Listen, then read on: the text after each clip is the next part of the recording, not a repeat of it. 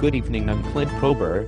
New research is shedding light on what is actually wrong with conservatives. A study funded by the US government has concluded that conservatism can be explained psychologically as a set of neuroses rooted in fear and aggression, dogmatism, and the intolerance of ambiguity.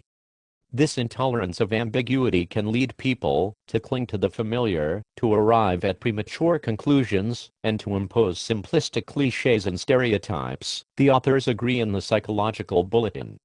One of the psychologists behind the study, Jack Glazer, said the aversion to shades of gray and the need for closure could explain the fact that the Bush administration ignored intelligence that contradicted its beliefs about Iraq's weapons of mass destruction. A simple experiment published by scientists at New York University and UCLA show that political orientation is related to differences in how the brain processes information. Conservatives tend to be too structured and persistent in their judgments to effectively solve complex problems. Analyzing the data, researchers said liberals were 4.9 times as likely as conservatives to show activity in the brain circuits that deal with conflicts, and 2.2 times as likely to score in the top half of the distribution for accuracy.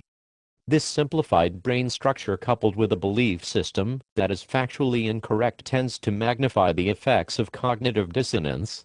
Cognitive dissonance is the feeling of uncomfortable tension which comes from holding two conflicting thoughts in the mind at the same time. The discomfort often feels like a tension between the two opposing thoughts. To release the tension, the subject may attempt to justify a behavior by adding new cognitions. The tension may also be dealt with through projection.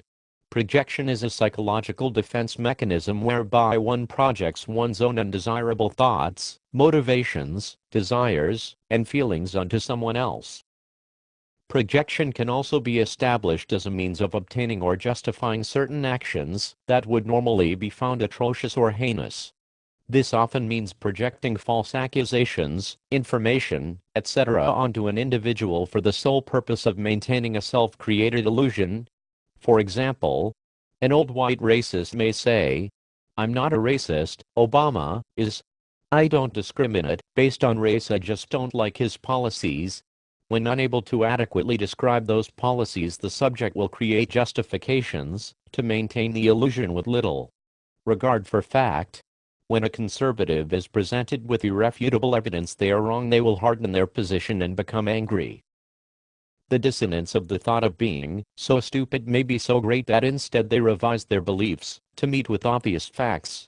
For now we can only hope that continued research will lead to a cure.